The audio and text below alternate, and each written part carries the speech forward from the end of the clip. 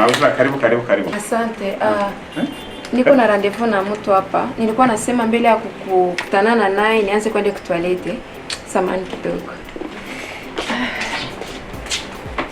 Usijali, ni mimi napajua hapa, ni sawa vile kwa nyumba, siogopi.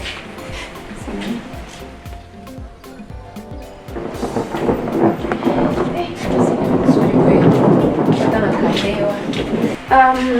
Mva sister. Hano hantu hose huzuye, sibyo? Hano harabokinze rwose mbabarira rwose ushaka kandi waje, sibyo? Usijali, na mimi nilipana reservation. Wowe ubokinga hano? Ntabwo hano rwose abanyabugo bajya babokinga hano rwose mbabarira ureba handi ujyana. Abo twakira abanyabugo hano, sibyo? Mademoiselle, mbabarira. Maje pa mnapokea kwa watu kufuatana na nationalite au Genda ujya kuri restaurant zile. Hari restaurant zile. Kuangalia genda rwose hari restaurant zindi mbabara pe. Mbabara. Masheri. Abuzara uyu muntu muraziranye. Abanyabugo muzanye mu.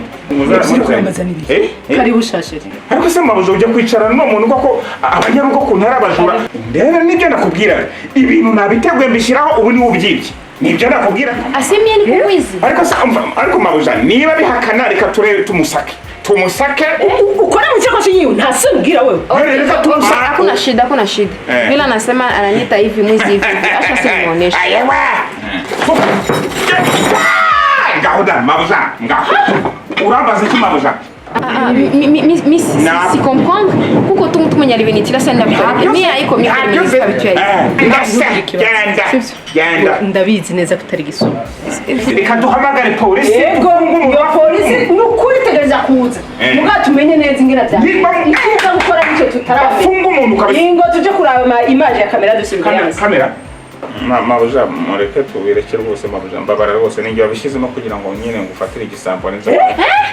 Nta kindi muhore atari uko ari munyabugo. Aho rero ushaka uteke utuntu twawe agahinga ngakariya. Kuko uri wagiye kuba patrone wawe. Komba vale yarayiguze ivyo tumva nibiki. Mwana,